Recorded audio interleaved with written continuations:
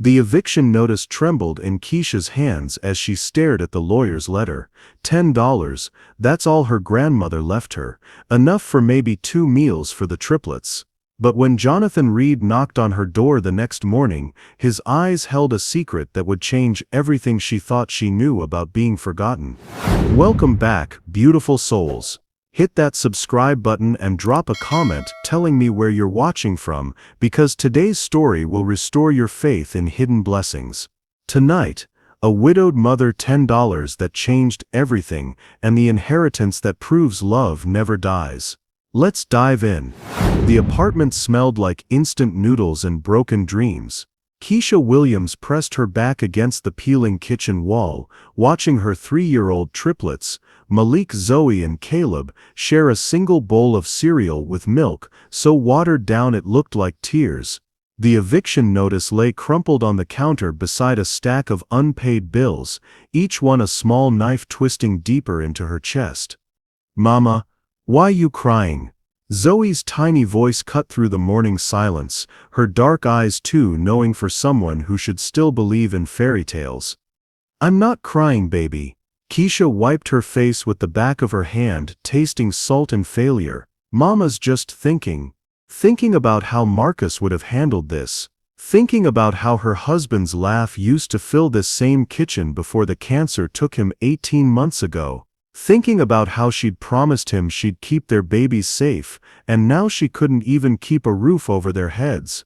The mailbox downstairs had offered its daily serving of humiliation that morning, more bills she couldn't pay, a notice from the food bank, and then this. A crisp white envelope from Hartwell and Associates, Estate Planning. Inside, a check for exactly $10 and a note that read, "Final distribution from the estate of Mrs. Dorothy Williams, your grandmother." $10. Keisha had laughed until she cried, standing in that narrow hallway that smelled like other people's cooking. Her grandmother, the woman who'd raised her after her own mother disappeared, who'd taught her to make cornbread from scratch and told her she was destined for great things, had left her $10. Not 10,000, not even 100, 10. "It's like she's mocking me from the grave," Keisha whispered to the empty kitchen, watching Malik try to convince his siblings that the last spoonful of cereal should go to the hungriest one. They were all the hungriest one. She pulled out her phone, a cracked screen held together by a discount store case, and stared at the text from her landlord. "Last chance, Keisha. Tomorrow or you're out." Tomorrow was today. "Tell you what," she said, forcing brightness into her voice as she knelt beside her children. "Who wants to play the adventure game?" 3 pairs of eyes lit up. They'd played the adventure game before, when the power got cut off, when they had to sleep at the community shelter, when Mama needed them to be brave about things they were too young to understand. "Are we going on a treasure hunt, Mama?" Caleb asked, his gap-toothed grin breaking her heart into smaller pieces. "Maybe we are, baby. Maybe we are." Across town, Jonathan Reed straightened his tie in the elevator mirror and tried to ignore the hollow feeling that had lived in his chest for the past 5 years. The law offices of Hartwell and Associates occupied the top 3 floors of a gleaming downtown building, all marble and mahogany and the kind of quiet that money bought. His secretary, Mrs. Chen, handed him his coffee, black, no sugar, the way he'd trained himself to drink it after Linda died. Everything simpler now, everything controlled. "The Williams file is on your desk," she said, her voice carefully neutral, "the one you've been personally handling." Jonathan nodded, not trusting himself to explain why this particular probate case had consumed him for weeks. Dorothy Williams had been clear in her final instructions, cryptic but clear. The real inheritance couldn't be distributed until he was certain her granddaughter was ready, until he was certain she wouldn't run. He'd been watching from a distance. The eviction notice, the unpaid bills, the way Keisha Williams carried herself, like someone trying to hold the world together with her bare hands. He'd seen that look before, in his own mirror, after the accident that took Linda and their unborn daughter. The difference was he'd had money to cushion his fall. Keisha Williams had nothing but love, and apparently that wasn't enough to pay rent. His phone buzzed. A text from his private investigator. She got the letter. Landlord's there now. She's packing. Jonathan closed his eyes, seeing Linda's face the way she'd looked that last morning. "Don't let duty become your prison, John," she'd whispered. "Promise me you'll still know how to feel." He hadn't kept that promise. But maybe he could keep Dorothy Williams's final wish instead. He grabbed his keys, his hands shaking slightly as he thought about the manila envelope locked in his office safe. The real inheritance. The estate. The truth that would either save Keisha Williams or terrify her into running from the greatest gift anyone had ever tried to give her. Either way, he was about to find out if he still remembered how to be human instead of just a lawyer in an expensive suit. The elevator descended toward the parking garage, carrying him toward a conversation that would change two lives forever. He just didn't know it yet. What would you do if you received a $10 inheritance when you desperately needed thousands? Would you feel insulted or grateful? Share your thoughts below. Sometimes our worst moments are doorways to our greatest blessings.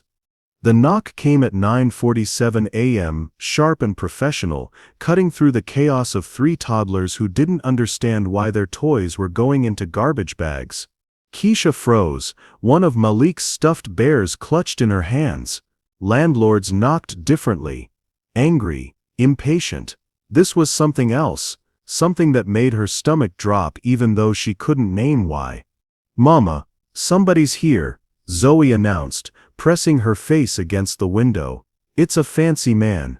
Through the threadbare curtain, Keisha could make out a tall figure in a dark suit, holding what looked like a briefcase. Her first thought was debt collector. Her second was child services. Both made her blood turn to ice. "Stay back, babies," she whispered, smoothing down her hair. When had she last washed it, and opening the door just wide enough to see out? The man standing in her doorway didn't look like any debt collector she'd ever seen. Mid-40s maybe. Silver threading through dark hair. Eyes that seemed to see too much, like he'd learned to read people the way she'd learned to stretch a dollar. "Miss Williams, I'm Jonathan Reed, from Hartwell and Associates." His voice was gentle, careful. "We spoke on the phone about your grandmother's estate.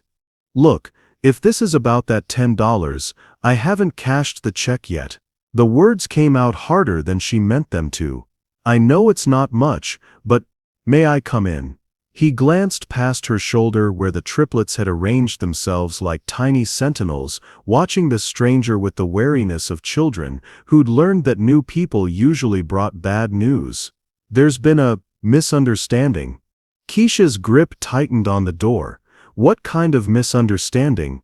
Jonathan Reed shifted his briefcase to his other hand, and she caught a glimpse of something in his expression, nervousness. That couldn't be right. Men in $1,000 suits didn't get nervous talking to women who bought clothes at thrift stores.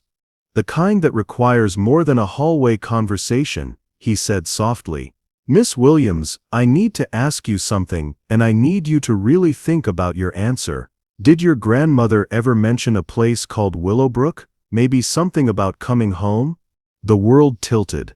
Keisha's hand shot out to steady herself against the doorframe, her breath catching like she'd been punched. "How do you know about Willowbrook?" She was 7 years old again, sitting in her grandmother's lap while Dorothy brushed her hair and hummed old spirituals. "Someday, baby girl, we're going home to Willowbrook. Big house with a garden where you can run free. Just you wait. Someday we're going home." But Willowbrook was a fairy tale. A story her grandmother told to make the cramped apartment feel less like a cage. It wasn't real. Couldn't be real. "Miss Williams," Jonathan's voice seemed to come from very far away. "I think you should sit down." She let him in because her legs wouldn't hold her anymore. The triplets clustered around her as she sank onto the second-hand couch, their small hands patting her arms and face the way children do when they sense their world shifting beneath them. "Mama, okay," Caleb whispered, his thumb finding its way to his mouth, a habit he only returned to when he was scared. Mama's okay, baby. But her voice shook, betraying her. Jonathan Reed stood in her living room like he was afraid to disturb anything, his gaze taking in the careful way she'd arranged their few possessions to hide the worst of the poverty. The way she'd taped construction paper over the hole in the wall, the way love had transformed this space into something that almost felt like home. He set his briefcase on the coffee table, carefully like it contained something precious or dangerous, maybe both. Your grandmother, he began, his lawyer's training clearly warring with something more human, was a remarkable woman. Did you know she worked for the same family for 47 years? The Ashfords, Keisha whispered. She cleaned their house, took care of their children. But what does that have to? She did more than that. Jonathan opened his briefcase, revealing a thick manila envelope and what looked like legal documents. She became family. And when old Mr. Ashford died 5 years ago, and his wife passed last year, they remembered who had really taken care of them. The room was spinning now. I don't understand. Jonathan pulled out a photograph, black and white, edges worn soft with age. A beautiful 2-story house, with wraparound porches and gardens that seemed to go on forever. A house that looked exactly like every description her grandmother had ever given of Willowbrook. They left it to her, he said quietly. The house, the land, the trust fund to maintain it. All of it. Your grandmother was going to tell you, but then she got sick so fast, and his voice caught. She made me promise to wait until you were ready. Until you really needed it. Keisha stared at the photograph, her hands shaking so violently she could barely hold it. This is a joke. It's not a joke. Jonathan reached into the envelope again, pulling out keys, old-fashioned brass keys that caught the morning light streaming through her window. Willowbrook is real, Miss Williams, and it's yours. The silence stretched between them, filled only with the sound of 3 little hearts beating and one grown woman's world cracking open like an egg. The $10, she whispered. Your grandmother's idea of a test. Jonathan almost smiled. She said if you were anything like her you'd be so mad about that $10 that you'd have to know the truth. Zoe tugged on Keisha's sleeve, her small voice cutting through the impossible moment. Mama, are we really going on an adventure? And for the first time in 18 months, Keisha Williams began to believe in fairy tales again. Have you ever had a moment when everything you thought you knew turned out to be wrong? When your worst day became your best day? Share a time when life surprised you. We love hearing about unexpected plot twists in real life. No. The word fell from Keisha's lips like a stone dropping into still water, sending ripples through the silence. She set the photograph down as if it might burn her, shaking her head with increasing vehemence. No, this can't be real. She stood abruptly, pacing to the window where the morning light felt too bright, too hopeful. People like me don't inherit estates. We inherit debt and heartbreak and, her voice cracked, and $10 jokes. Jonathan remained seated, his hands folded carefully in his lap, watching her with the patience of someone who'd expected this reaction. Miss Williams, I understand this is overwhelming. Overwhelming? Keisha whirled around, her eyes blazing. Overwhelming is getting evicted. Overwhelming is explaining to 3 babies why there's no food. This, she gestured wildly at the keys, the documents, the impossible promise of everything she'd ever dreamed of. This is cruel. The triplets had gone quiet, sensing the storm building in their mother. Malik clutched his stuffed bear tighter. Zoe's thumb found her mouth. Caleb scooted closer to his siblings, creating their own small fortress against the adult chaos they couldn't understand. Mama's scared, Zoe whispered, and those 2 words hit Keisha like a physical blow. She was scared, terrified, because hope was the most dangerous thing in the world when you'd learned that everything good got taken away. You don't understand, Keisha said, her voice dropping to barely above a whisper. My grandmother told me those stories when I was little, about the big house, the garden, coming home someday. But they were just stories to help me sleep when the neighbors were fighting and the heat got turned off. She pressed her palms against her temples, trying to stop the world from spinning, and then my mama left. Just walked out one day when I was 12, and Grammy, she tried her best, but we were always poor, always struggling, always one step away from, she gestured around the apartment, at their packed bags, at the life they were about to lose. What if this is just another story?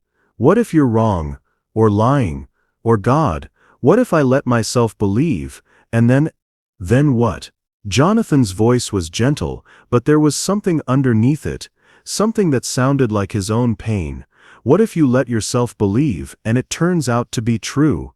Keisha stared at him, seeing him clearly for the first time. The expensive suit couldn't hide the shadows under his eyes, the way his hands had trembled slightly when he'd pulled out the keys. This wasn't just business for him. But why? You didn't know my grandmother, she said, testing. Not really. No. Jonathan looked down at his hands. But I knew women like her. Women who worked their whole lives taking care of other people's children while their own granddaughters. He stopped, collected himself with visible effort. Your grandmother left specific instructions. She said you'd try to run. She said you'd been hurt too much to trust good things. Because good things don't happen to people like me. The words exploded out of her, raw and desperate. Good things happen to people like you. People with briefcases and fancy cars, and people whose wives die in car accidents while they're working late again. Jonathan's voice was quiet, deadly quiet. People who spend 5 years trying to honor a dead woman's last wish because they couldn't honor their own wife's wishes when it mattered. The silence stretched between them, heavy with shared pain and the weight of truths neither had meant to reveal. Keisha sank back onto the couch, feeling like she'd been hollowed out and refilled with something she didn't recognize. Your wife? Linda. The name came out like a prayer. She used to say I cared more about other people's problems than my own happiness, that I hid behind work because it was easier than, he gestured helplessly, than risking real joy. Malik, brave little Malik, chose that moment to toddle over to Jonathan with his stuffed bear extended in offering. Sad man need a hug? Jonathan's carefully constructed composure cracked. He looked at the little boy, really looked at him, and something shifted in his expression, something that had been locked away for years. Thank you, he whispered, accepting the bear with hands that shook slightly. But I think your mama needs it more. She do need hugs, Zoe agreed solemnly. She gets the scared crying at night. When she thinks we're sleeping. Keisha closed her eyes, mortified and heartbroken that her babies had seen through her attempts to shield them from her pain. I'm sorry, loves, Mama's been brave, Jonathan said firmly. She's been incredibly brave. I don't feel brave. Keisha wiped her eyes, tasting salt and exhaustion. I feel like I'm drowning, and you're throwing me a rope, but what if it's not real? What if I grab it and it disappears? Jonathan set the bear carefully on the coffee table next to the keys, the photograph, the documents that promised everything she'd never dared to dream of. When he looked at her, his eyes held an understanding that came from walking through his own valley of shadows. What if it doesn't disappear? He asked. What if your grandmother spent 47 years earning this for you? What if she knew exactly what she was doing, and the only thing standing between you and home is your fear of believing you deserve it? Outside, a car honked. Children laughed in the hallway. Life continued its relentless forward march, while Keisha Williams sat frozen between her past and a future too bright to look at directly. I don't know how to do this, she whispered. I don't know how to have good things. Neither do I, Jonathan admitted. But maybe we could figure it out together. The words hung in the air like a bridge. Neither of them was ready to cross, while 3 little hearts beat steadily in the space between fear and hope. The second knock came harder, angrier, 3 sharp raps that made everyone in the room freeze. Williams, I know you're in there. The landlord's voice carried through the thin door like a threat. Time's up. Keisha's face went ashen. The triplets scrambled behind the couch with the practiced efficiency of children who'd learned to make themselves small when adults raised their voices. Jonathan watched it all with the sharp attention of someone cataloging injustice. "Miss Williams," he said quietly, standing, "where were you planning to go?" She couldn't meet his eyes. "The shelter downtown has a family program. Sometimes they have space." Sometimes. The word tasted bitter in Jonathan's mouth. He'd seen those shelters during his pro bono work. Overcrowded, understaffed, no place for children to just be children. "Williams," the pounding resumed. "Open this door or I'm opening it myself." "He can't do that," Jonathan said, his lawyer instincts kicking in. "Not legally, not without." "Legal doesn't matter when you're 3 months behind on rent," Keisha shot back, already moving toward the door. "When you're black and poor and have 3 babies, legal is just a word rich people use." The truth of it hit Jonathan like a slap. All his years of law school, all his careful precedents and proper procedures, and here was a woman who understood the real world better than he ever would. Before Keisha could reach the door, Jonathan stepped past her, his hand on the knob. "Let me handle this." "You don't understand. Trust me." The words surprised them both. Trust was not something either of them did easily anymore. Jonathan opened the door to find a sweating man in a too-tight polo shirt, red-faced and aggressive, until he saw the suit, the briefcase, the unmistakable aura of expensive legal representation. "You're not Williams," the landlord said, confusion replacing bluster. "Jonathan Reed Hartwell and Associates," Jonathan replied smoothly, producing a business card. "I'm here regarding Miss Williams's housing situation. I believe there's been a misunderstanding about the timeline." "No misunderstanding, she's out, today." "Actually," Jonathan continued, his voice carrying the quiet authority of someone who'd never doubted his right to be heard, "Miss Williams is in the process of relocating to her inherited property. The estate requires certain preparations before occupancy. Surely we can arrange a brief extension while the necessary safety inspections are completed." It was complete fiction, beautiful, convincing fiction delivered with the confidence of truth. The landlord's eyes darted between Jonathan's expensive watch and Keisha's panicked expression. "Estate? What estate?" "The Willowbrook estate," Jonathan said without missing a beat. "Perhaps you've heard of it. Quite extensive. Miss Williams will naturally need time to arrange the transition for her family." Keisha stared at him, hardly breathing. He was lying. Smoothly, expertly, professionally lying to buy her time she didn't deserve from a man who had every right to evict her. "Willowbrook," the landlord repeated slowly, clearly trying to place the name with some sort of monetary value. "How extensive?" "The kind that requires its own property management team," Jonathan replied. "Miss Williams will be relocating within the week, but the children's welfare must be prioritized during the transition. I'm sure you understand." The landlord's posture shifted, greed warring with suspicion. "1 week, that's it. And if she's not out?" "She'll be out," Jonathan assured him. "You have my word." After the landlord left, the apartment felt different, smaller somehow but also safer, as if Jonathan's presence had created a temporary bubble of protection around them all. "Why did you do that?" Keisha asked, her voice barely above a whisper. "Because," Jonathan set his briefcase down, looking suddenly exhausted, "because Linda always said I was better at fixing other people's problems than dealing with my own. Maybe she was right." "You bought me a week," Keisha said, and there was wonder in her voice. "A week I didn't earn, didn't deserve." "Stop." Jonathan's voice was sharp. "Don't you dare say you don't deserve basic human decency. Don't you dare let the world convince you that needing help makes you worthless."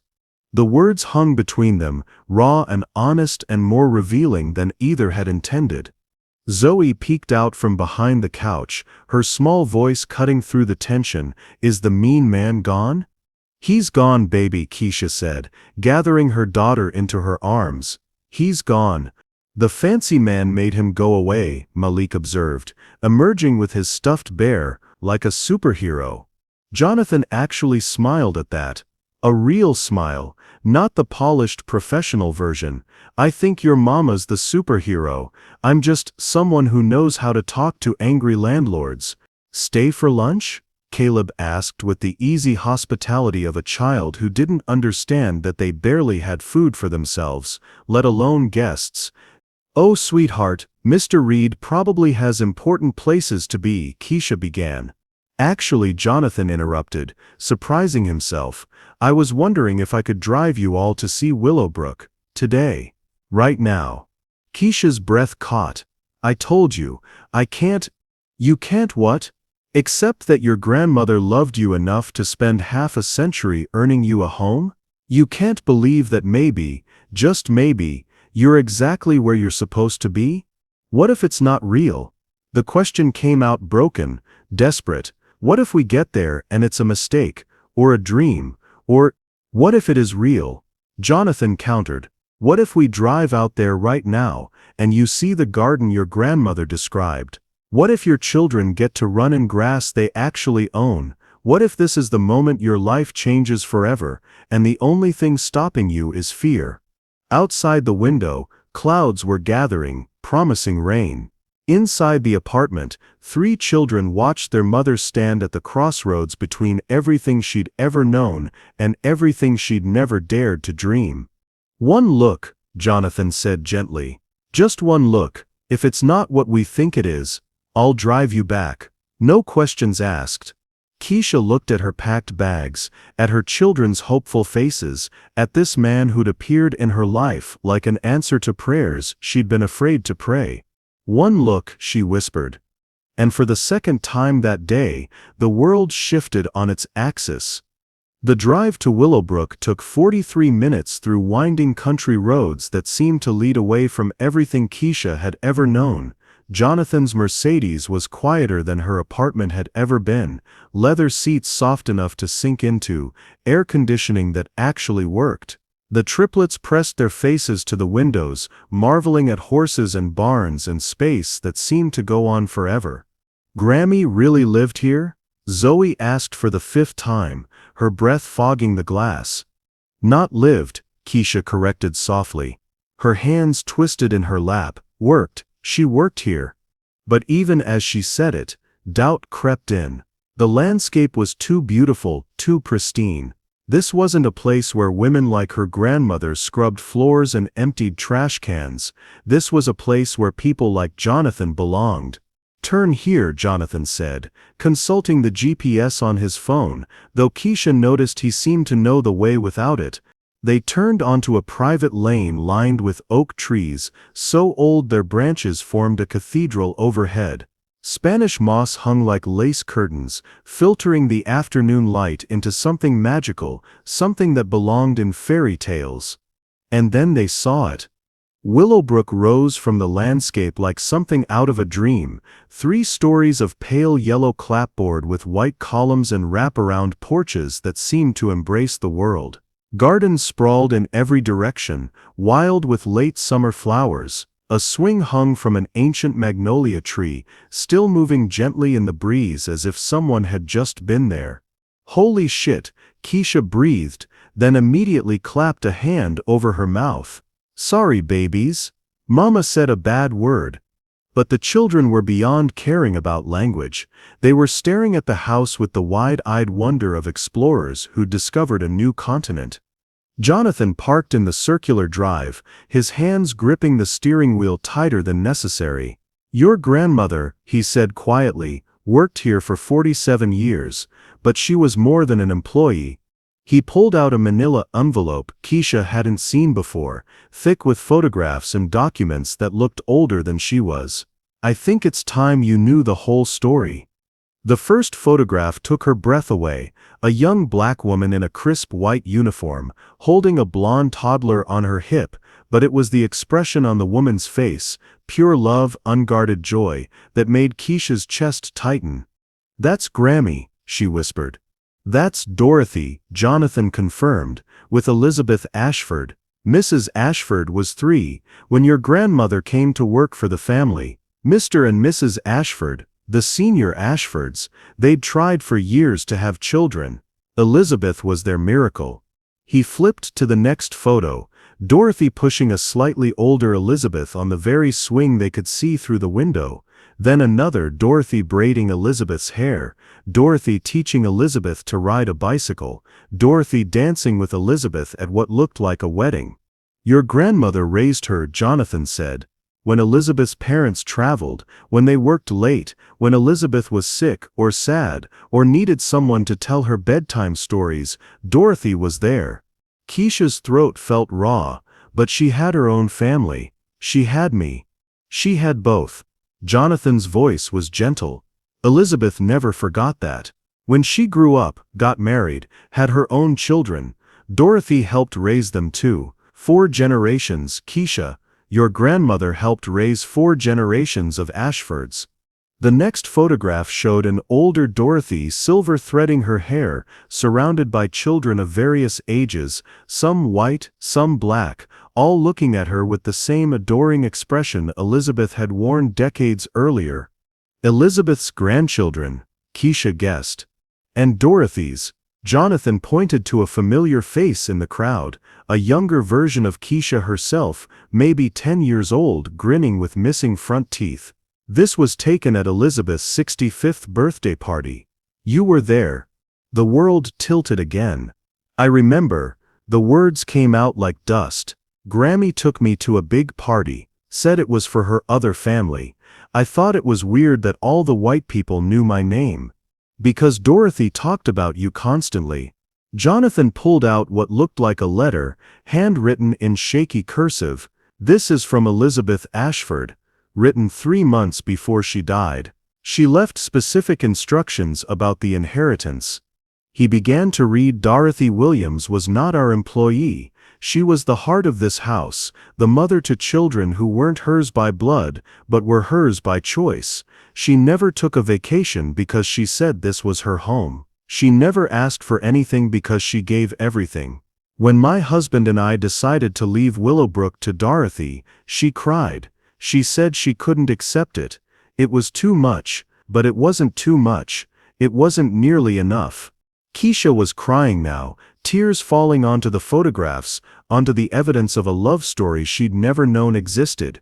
Dorothy told me about her granddaughter, Jonathan continued, about how smart she was, how strong, how she was going to do great things. Dorothy worried that Keisha would never know how much she was loved, how proud Dorothy was of her every single day. She worried that all Keisha would remember was the poverty, the struggle, the small apartment where they made do with so little.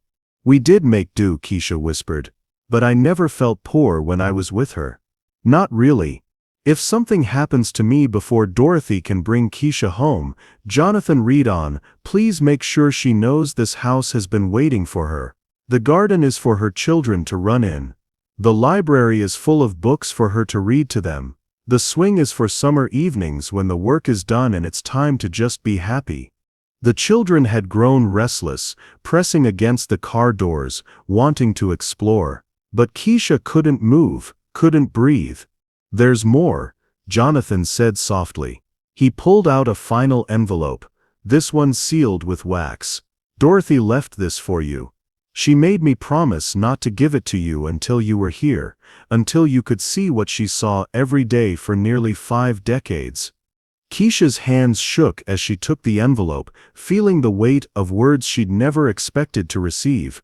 Through the windshield, Willowbrook waited, patient and welcoming, as if it had been holding its breath for this moment.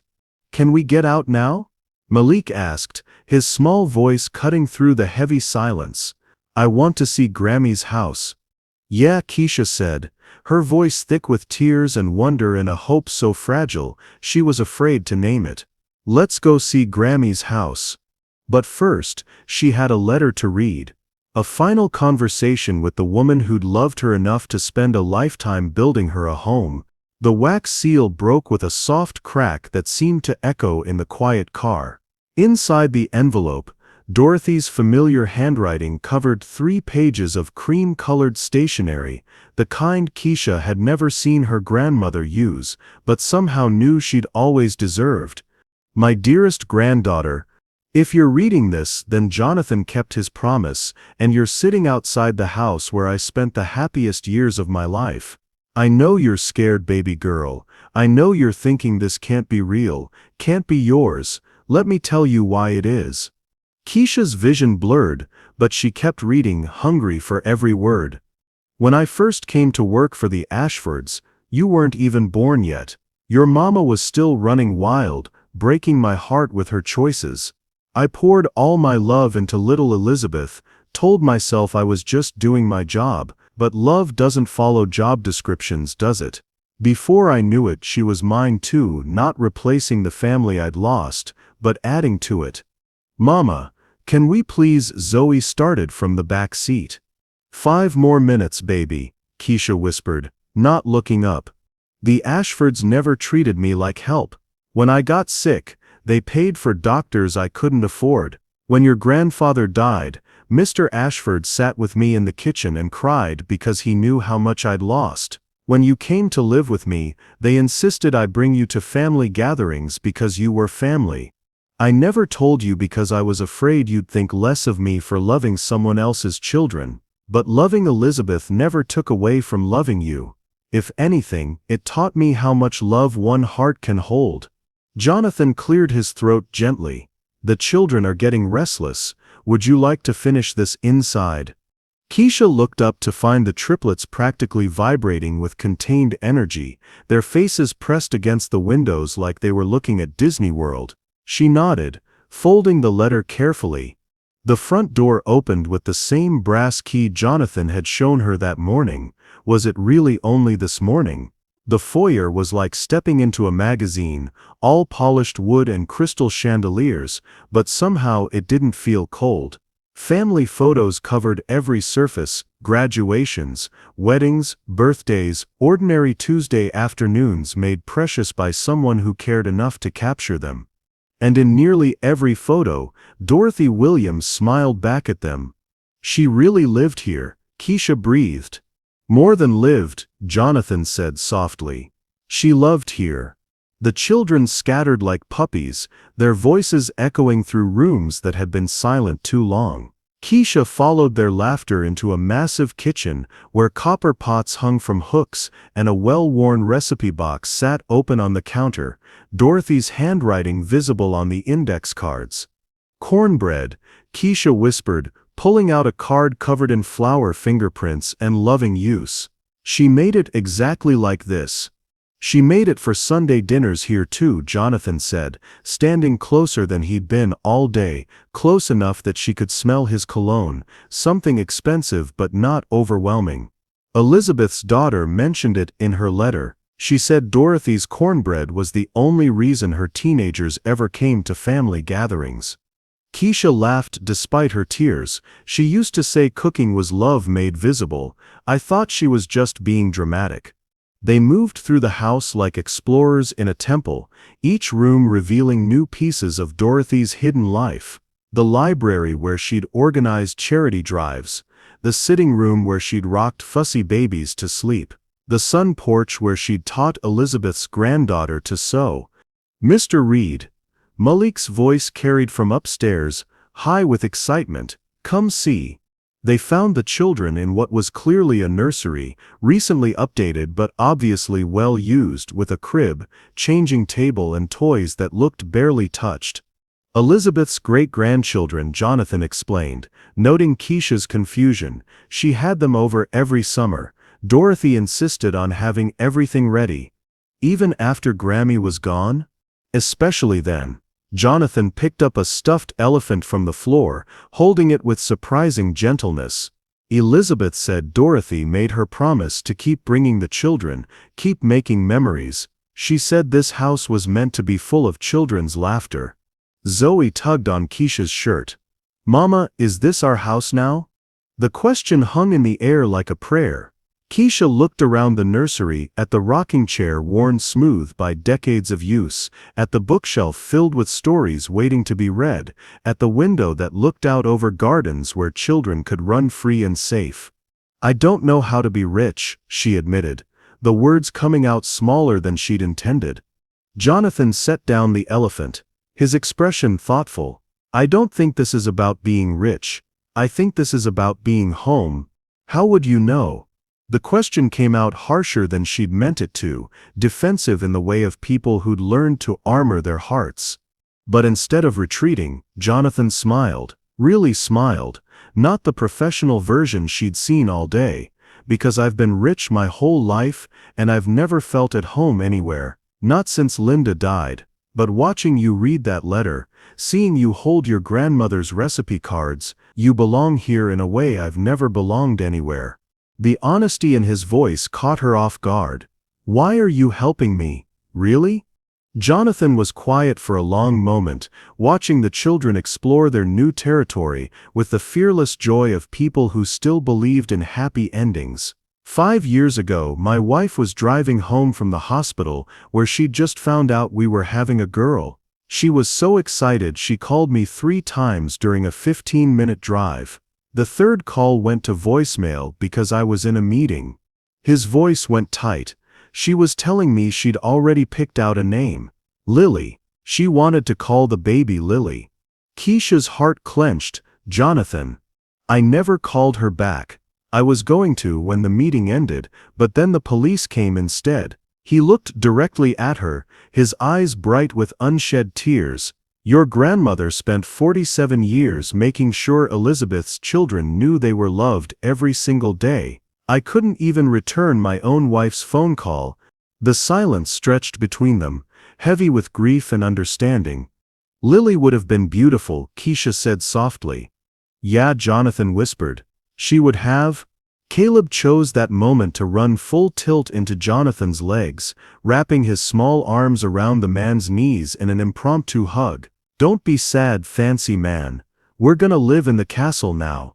And despite everything, despite loss and fear and the weight of impossible gifts, both adults began to laugh. "Yeah," Keisha said, looking around the room that Dorothy had prepared for great-grandchildren she might never meet, in a house built on 50 years of love. "Maybe we are."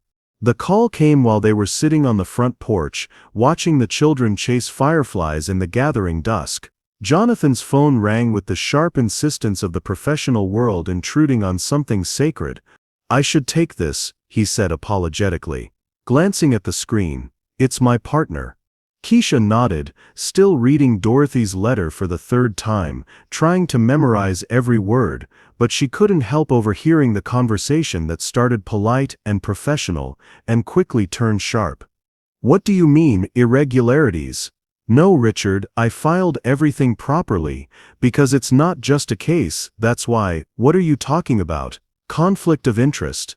The change in Jonathan's voice made Keisha look up from the letter.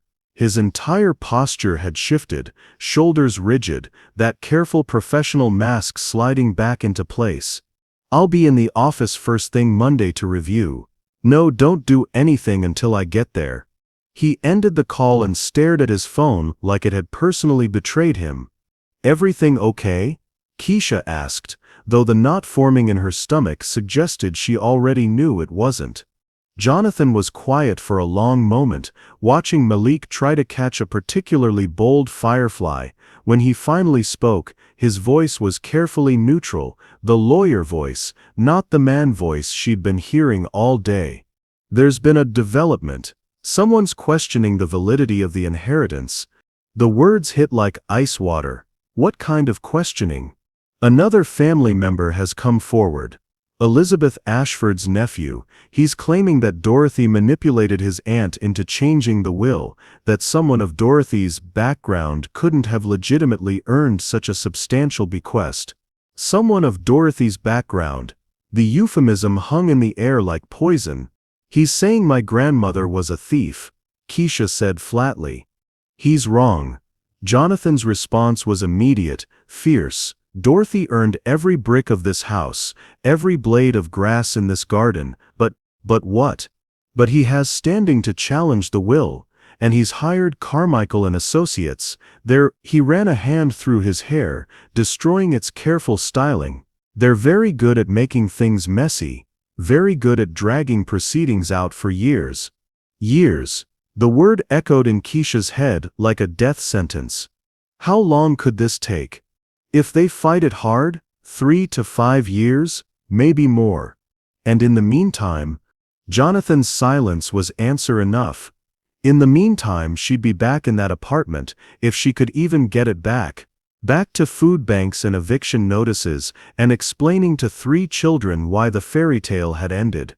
There's something else, Jonathan said, and his voice was so careful now, so professionally distant, that Keisha felt the last of her hope crumble. Richard, my partner, he's concerned about my involvement in this case. Your involvement? The personal nature of it. The fact that he gestured helplessly between them, unable to name what had been growing between them all day. It could be seen as a conflict of interest. If the nephew's lawyers find out I spent the day here with you, that I helped you with your landlord, they could say you were unprofessional. Keisha's voice sounded strange to her own ears, flat, distant, like she was hearing herself from underwater. They could say I compromised the case, that I let personal feelings interfere with my professional judgment. And did you? The question came out harder than she'd intended, sharp with the pain of hope being stripped away piece by piece. Jonathan looked at her then, really looked at her, and she saw the exact moment when the lawyer won the war against the man. I have to step back from this case, he said quietly. Richard will handle it from here. He'll be in touch with you about next steps. Next steps, she repeated numbly. Keisha. No, she stood abruptly, Dorothy's letter fluttering to the porch floor. I get it. This was a mistake. All of it. That's not what I'm saying. Isn't it? She turned to face him, and the expression on her face made him flinch. You said it yourself, personal feelings interfering with professional judgment. Well, congratulations, Mr. Reed. You've successfully removed the personal feelings from the equation. The children sensed the shift in the air the way animals sense storms.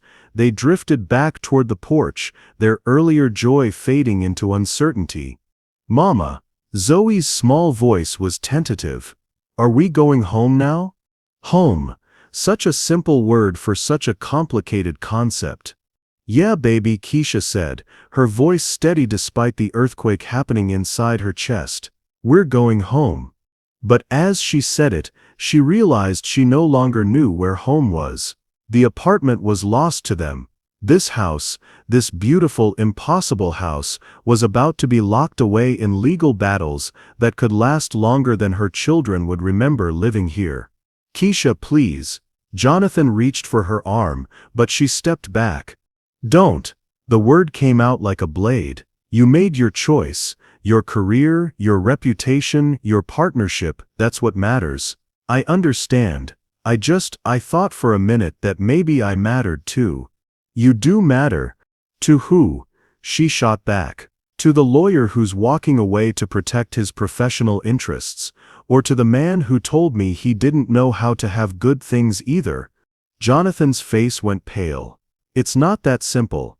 It is that simple. Keisha was gathering Dorothy's letter, her purse, calling to the children with a brightness that fooled no one. You're choosing your comfortable life over the messy, complicated reality of mine.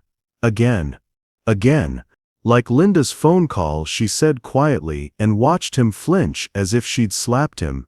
Another moment when work mattered more than love. The comparison hung between them like a wound, raw and unforgivable. That's not fair, Jonathan said, but his voice was hollow. Fair?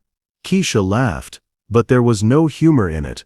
Nothing about this is fair. My grandmother spent 50 years loving other people's children, while her own granddaughter grew up poor. I spent 18 months keeping my babies fed on hope and prayer. And now some rich white man who never knew Dorothy Williams gets to decide whether she was worthy of the love she was given. She gathered the children, who came to her with the resignation of those who'd learned that good things were always temporary.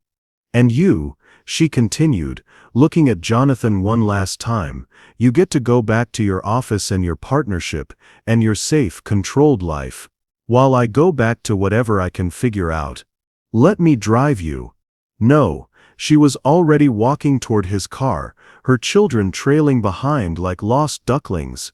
"You've done enough." The drive back to town was silent, except for the children's whispered questions and the sound of Keisha's heart breaking in rhythm with the tires on asphalt. When they reached her apartment building, Jonathan finally spoke. "This isn't over. The case, I mean. Richard will fight for you." Keisha didn't look at him as she unbuckled the children. "Yeah," she said, "I'm sure he will." But they both knew some things, once broken, couldn't be put back together. And as Keisha walked her children up the stairs to the apartment that might not be theirs tomorrow, she didn't look back. Behind her, Jonathan sat in his car until the lights in her window went out, wondering when protecting someone had become the same thing as abandoning them. Have you ever had to choose between your head and your heart? Between what's smart and what feels right? Tell us about a time when you had to make an impossible choice. Sometimes the hardest decisions teach us the most about who we really are. 3 days. Keisha stared at the eviction notice, the real one this time, not the temporary reprieve Jonathan had bought her. 3 days to find somewhere else to go, somewhere that would take a woman with no job, no references, and 3 small children who deserved so much better than the shelter system. She sat on the floor of what had been their living room, surrounded by boxes that contained their entire world. The apartment felt different now, smaller, more desperate, like the walls were closing in. The children played quietly in the corner, their laughter muted by the weight of uncertainty that seemed to press down on everything. Dorothy's letter lay open beside her, wrinkled from being read and reread until the words had burned themselves into her memory. "This house has been waiting for you. The garden is for her children to run in." But waiting didn't matter when lawyers and legal challenges stood between her and home.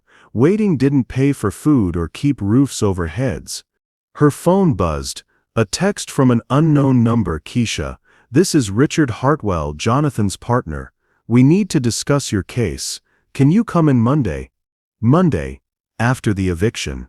After she'd have to explain to the children why they were sleeping in the car or a shelter or wherever desperate families ended up when fairy tales crumbled. She started to type back, then deleted it. Started again, deleted again. What was the point? Richard Hartwell would be professional, polite, and utterly unmoved by the reality of 3 babies who just wanted a home. He'd file papers and make arguments and bill hours while she figured out how to survive. Another buzz. This time her heart stopped. "Keisha, it's Jonathan. I know you don't want to hear from me, but please, just listen. I made the biggest mistake of my life walking away from you and those kids. I've been sitting in my office for 3 days, trying to figure out how to fix this." She stared at the message, her thumb hovering over the delete button. It would be so easy to erase him, to add him to the list of people who'd left when things got complicated. Marcus hadn't chosen to leave, but he'd still left her alone. Her mother had chosen to disappear. And Jonathan had chosen his career over her heart. But as she started to delete the message, another one appeared. "I talked to Richard, told him I'm handling your case personally, conflict of interest be damned. Told him if he doesn't like it, he can find a new partner. I'm 48 years old, Keisha. I'm too old to keep making the same mistakes." Her breath caught. I looked up Linda's voicemail, the one from that day. I've never been able to listen to it before. But I did yesterday, because you were right. I needed to hear what choosing work over love cost me. Keisha closed her eyes, imagining Jonathan in his sterile office, finally facing the ghost that had haunted him for 5 years. She was laughing in that message. So happy about the baby, about our future. She said she couldn't wait to tell me all about the doctor's appointment, about how strong Lily's heartbeat was, about how she was going to teach her to garden like her grandmother taught her. The words blurred as tears filled Keisha's eyes. She ended the message by saying she loved me more than all the cases I'd ever win, more than all the money I'd ever make. She said she knew I was busy, but could I please call her back because good news was better when it was shared. I never called her back, Keisha. I let work keep me from sharing the best news of our lives, and when the police came, all I could think was that she'd died believing I cared more about a client than about our daughter's heartbeat. Keisha's hands were shaking now, the phone trembling in her grip. I won't make that mistake again. Not with you, not with Melik and Zoe and Caleb. I don't care what it costs me professionally. I don't care if I lose the partnership or the firm or everything I've built, because what I've built isn't worth anything if it means walking away from you. The nephew's case is weak. The evidence of Dorothy's relationship with the Ashfords is overwhelming, but even if it wasn't, even if we lose everything, I'd rather lose fighting for you than win by abandoning you. I'm coming over. I know you might not let me in, might not want to see me, but I'm coming anyway, because 5 years ago I was too much of a coward to fight for what mattered. I won't be a coward again. Keisha set the phone down with trembling hands. Through the thin walls, she could hear Mrs. Chen next door arguing with someone on the phone about bills. Down the hallway, a baby was crying. The inconsolable wail of someone too young to understand why the world felt so harsh. Mama, Zoe appeared at her elbow, dark eyes serious. Why you crying happy tears? What makes you think they're happy tears, baby? Because you're smiling while you cry. That's happy tears. Keisha hadn't realized she was smiling, but she was through the fear and uncertainty and the wait of 3 days until eviction. She was smiling. Zoe, sweetheart, how would you feel if the fancy man came back? Jonathan. Malik looked up from his blocks, hope lighting his small face. Is he coming to take us to the castle? I don't know, baby. Maybe. I liked him, Caleb announced with the devastating honesty of a 3-year-old. He wasn't scared of being sad, and he made the mean man go away. 20 minutes later the knock came. Not the angry pounding of landlords or the official rap of social workers, but something gentler, something that sounded like a question rather than a demand. Keisha opened the door to find Jonathan standing in her hallway, and he looked like he'd been through a war. His expensive suit was wrinkled, his hair disheveled, his eyes red-rimmed with exhaustion and something that might have been fear. But in his hands, he held something that made her heart stop, a manila envelope thick with legal documents, and attached to it with a paper clip, a single brass key. I filed an emergency injunction, he said without preamble, his voice hoarse. The nephew's challenge has been suspended pending full review. You have legal right to occupy Willowbrook immediately. Jonathan. I quit the partnership, he continued, as if he needed to get all the words out before he lost his nerve. Told Richard I was done prioritizing profit over people. I'm going to practice family law, pro bono cases, people like you who need someone to fight for them instead of someone to bill them. He held out the key, and she saw his hands were shaking. But mostly, he said softly, I came to ask if you'd let me spend whatever time I have left learning how to put people before cases, learning how to choose love over fear, learning from a woman who's been doing it right all along. Behind her, 3 small voices whispered in unison, choose him, Mama. And for the 3rd time in one impossible week, Keisha Williams' world shifted on its axis, this time toward home. 6 months later, Keisha stood in the kitchen of Willowbrook, flour on her hands and Dorothy's cornbread recipe card propped against the windowsill. Outside, 3 children shrieked with laughter as they chased each other through gardens that had exploded into spring bloom, their voices carrying the kind of joy that only comes from children who finally understand they're safe. The legal battle had ended 3 weeks ago. The nephew's challenge had crumbled under the weight of evidence, 47 years of photographs, letters and witness testimonials to Dorothy Williams' place in the Ashford family. But more than that, it had crumbled under Jonathan's relentless, passionate advocacy, the kind of lawyering that came from the heart rather than the billable hour.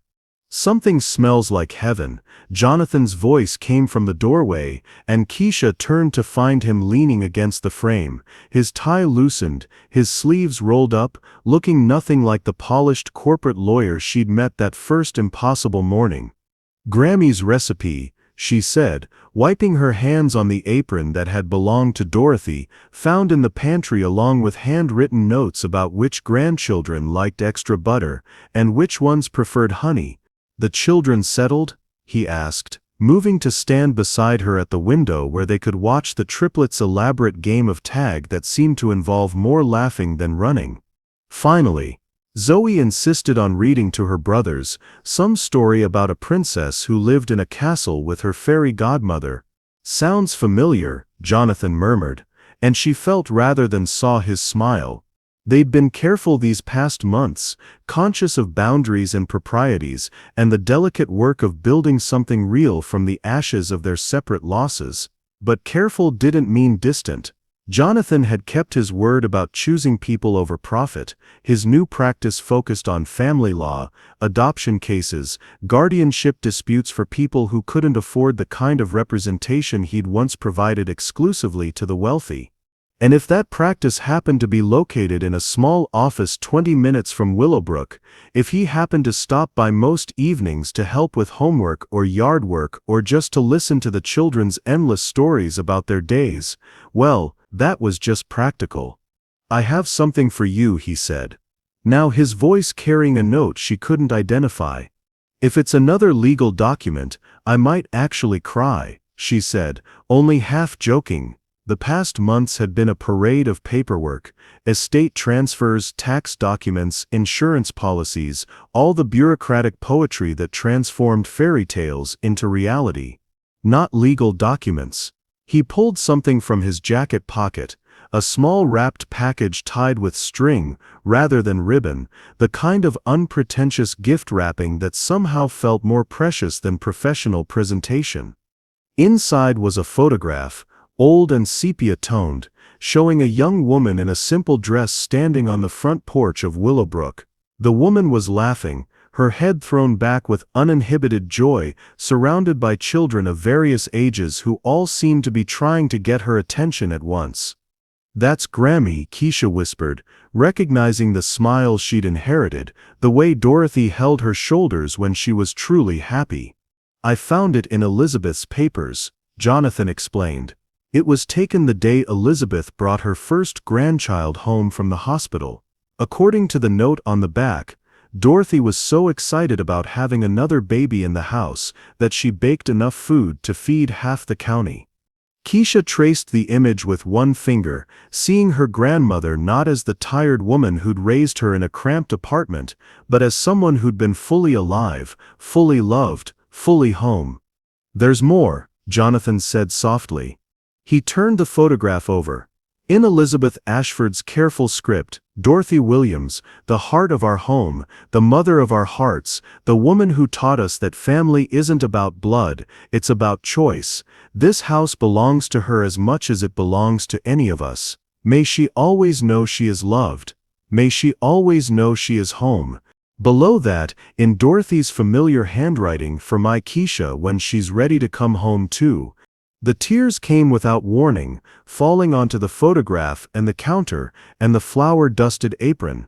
But they weren't sad tears, they were the kind of tears that came when a story that had been broken finally found its ending. "She knew," Keisha whispered. "All those years she knew this would be mine someday." "I think she knew more than that," Jonathan said, his voice gentle. "I think she knew exactly who you'd become. A woman strong enough to raise 3 children alone, brave enough to accept love when it was offered, generous enough to share this place with people who need it." It was true. The house that had once echoed with the laughter of Elizabeth Ashford's grandchildren now welcomed children from the community, kids whose parents worked multiple jobs, kids who needed a safe place to play while their guardians attended Jonathan's legal clinic, kids who'd never seen gardens or libraries or rooms where they were allowed to simply exist without judgment. Dorothy's house had become what Dorothy had always been, a place where love expanded to include whoever needed it most. "The cornbread's ready," Keisha said, though neither of them moved to check on it. "In a minute," Jonathan said. He was looking at her with an expression she was still learning to trust, the look of someone who'd chosen her not despite her complications but because of her wholeness. "Keisha," he said, and his voice held the same careful vulnerability it had carried that first day when he'd stood in her doorway with impossible news. "I've been thinking about what Dorothy wrote. About this house belonging to people who choose to love." "Yeah? I was wondering," he paused, seeming to gather courage, "I was wondering if you thought there might be room here for one more person who's learning how to choose love over fear." The question hung between them like a bridge, like a promise, like a beginning. Through the window, the children's voices rose in delighted chaos as they discovered a family of rabbits in the garden. In the oven, cornbread baked golden and perfect, filling the house with the smell of home and tradition and second chances. "Mr. Reed," Keisha said, turning to face him fully, letting him see the smile that felt like it might split her face in two, "I think this house has been waiting for you too." And when he kissed her, soft and wondering and full of gratitude for fairy tales that turned out to be true, she could swear she heard Dorothy's laughter carried on the evening breeze, blessing them both with the kind of love that builds homes in human hearts. Later, after cornbread and milk and 3 exhausted children had been tucked into beds in the nursery, Dorothy had kept ready. Keisha and Jonathan sat on the front porch swing, listening to the night sounds of a place where they both finally belonged. "What happens now?" she asked, though she was no longer afraid of the answer. "Now," Jonathan said, taking her hand in his, "we build the kind of life Dorothy always knew you deserved. We love these children, we help people who need help, and we remember that the best inheritance isn't money, it's the courage to believe we're worthy of good things." Above them, stars appeared one by one in the darkening sky, each one a promise that fairy tales sometimes, miraculously, come true for people brave enough to believe in them. And in the garden where Dorothy had once taught Elizabeth Ashford's children to plant seeds and watch them grow, 3 little Williams children slept peacefully, finally home. What inheritance would you want to leave behind? Not money or property, but the kind of legacy that lives in hearts. Dorothy gave Keisha more than a house, she gave her proof that she was loved and worthy. What would you want the people you love to always remember about how they mattered to you? Share your thoughts below. Sometimes the greatest gifts can't be wrapped. If this story touched your heart, wait until you see what's coming next. It's even more emotional, more surprising, and more life-changing than you could ever imagine. Click on the video appearing on your screen right now to continue this incredible journey. Thank you for staying with Keisha and Jonathan until the very end. Your support means everything.